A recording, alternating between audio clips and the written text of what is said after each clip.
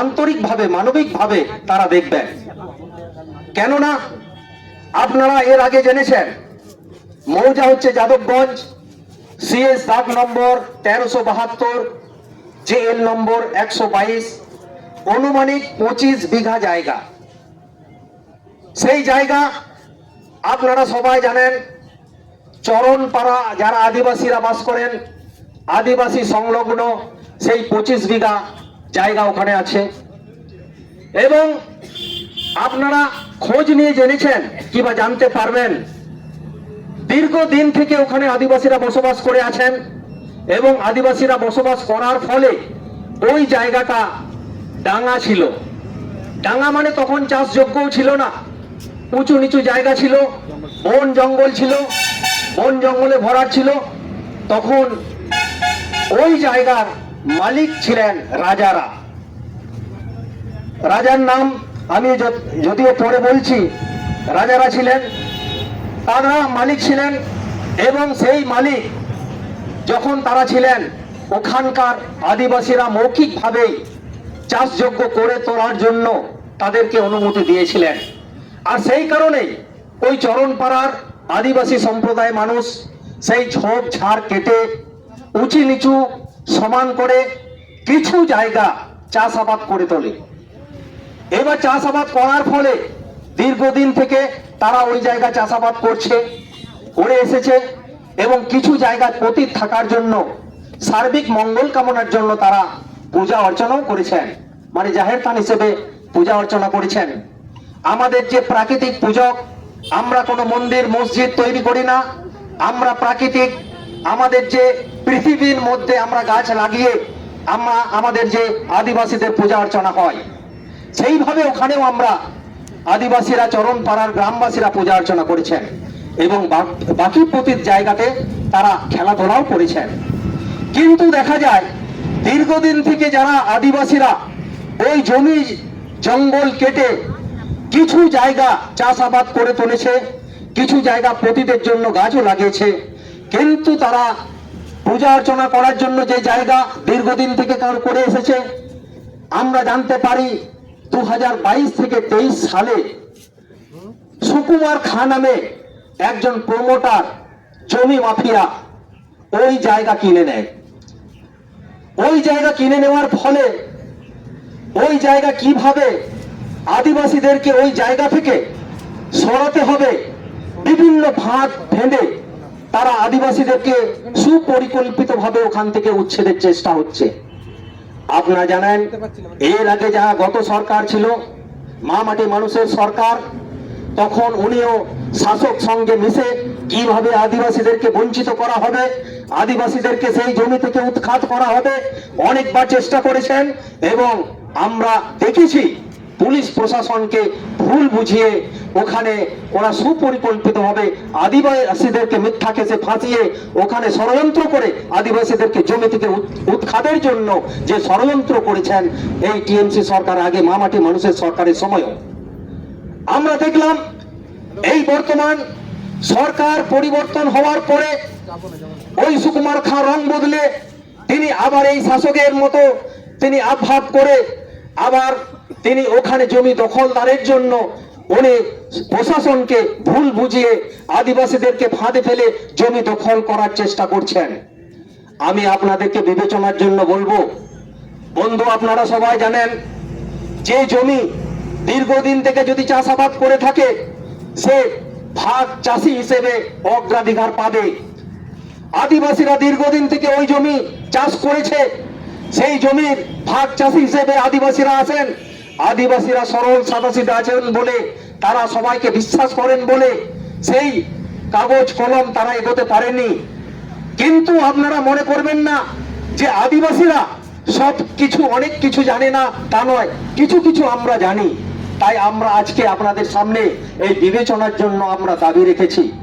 কারণ যে জমি জায়গা দীর্ঘদিন থেকে আদিবাসীরা ব্যবহার করবে, যে মালিকই হোক, মালিক যদি পরিবর্তনই হোক, মালিক মালিকের মতন থাকবে, কিন্তু ভাগ চাষি।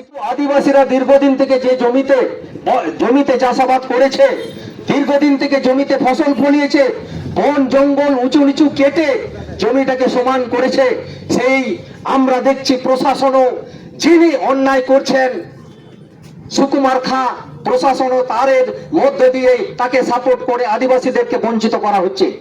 আমরা চাই প্রশাসনকে বিবেচনা করার জন্য। আমরা আবার দেখলাম যে সুকুমার খাঁ নাকি ওখানে একটা সাবমার্শাল বসিয়েছেন এবং সাবমার্শালে তিনি কারেন্ট নেওয়ার জন্য নাকি হাইকোর্টে দ্বারস্থ হয়েছিলেন।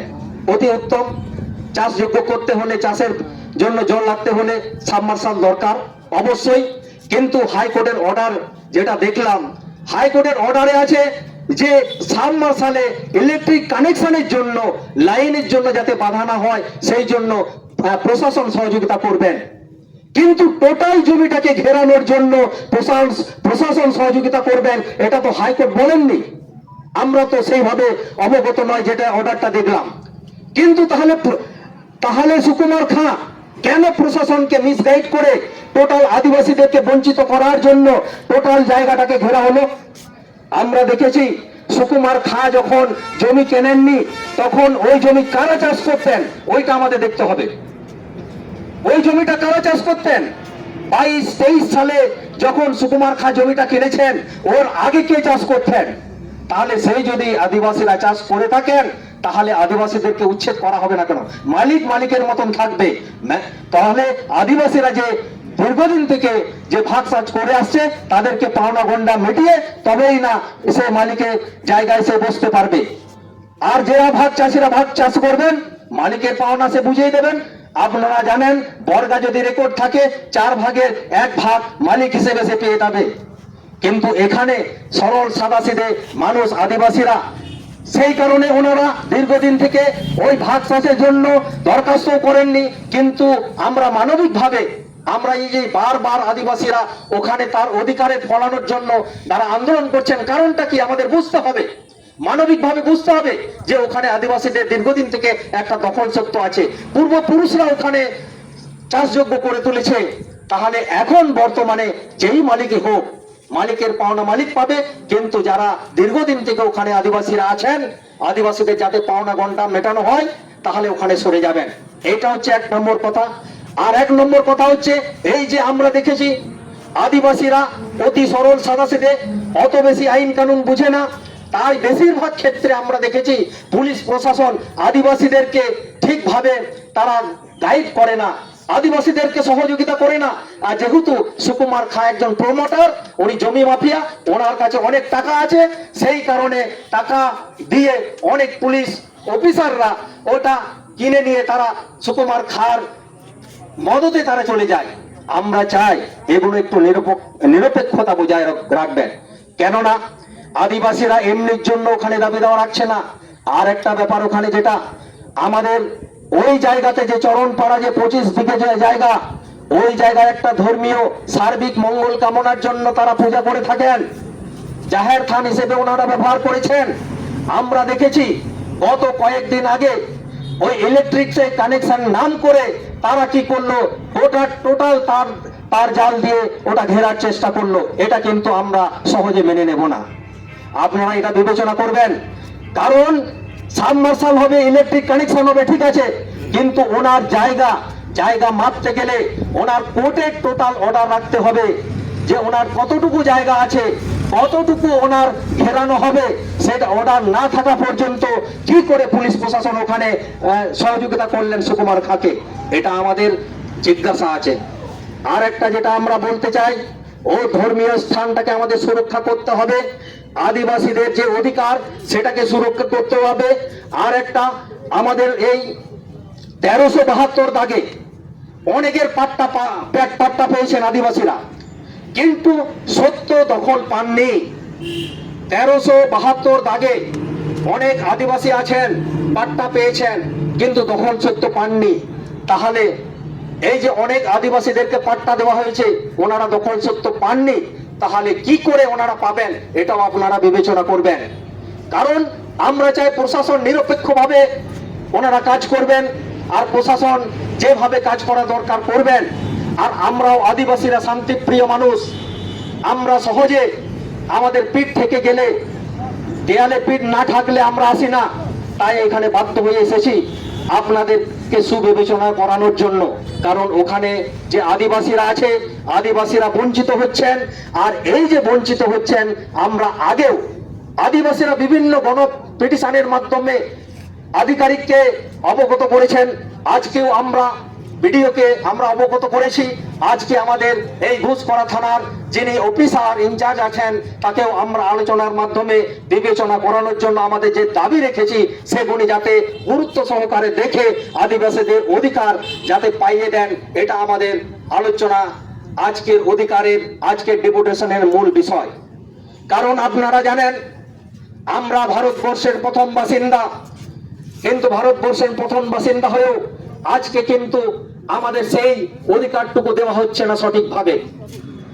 আপনারা জানেন, আমাদের ভারতবর্ষের যিনি রাষ্ট্রপতি দ্রৌপদী মুর্মু আছেন, দ্রৌপদী মুর্মু থাকাকালীনও এই আদিবাসীদেরকে এই নিচু তলায় এইভাবে শোষণ হতে হচ্ছে, জমি থেকে উৎখাত হতে হচ্ছে। এটাই আমাদের জিজ্ঞাসা।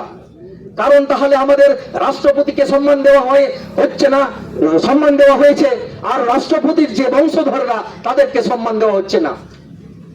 আমরা চাই আমাদের এই সিধু কানু ফুলে যেন, আপনারা তো সিধু কানুর নামে ট্রেন চালিয়েছেন, আপনারা তো সিধু কানুর নামে স্টেডিয়াম বানিয়েছেন, সিধু কানুর নামে অনেক কিছু ডাক টিকিটও বানিয়েছেন, কিন্তু সিধু কানুর বংশধরেরা আজ এই জমি থেকে উৎখাত হচ্ছে। তাদের অধিকার না পেয়ে তারা দুয়ারে দুয়ারে আধিকারিকের নিকট বারবার আবেদন, ডেপুটেশন দিতে হচ্ছে।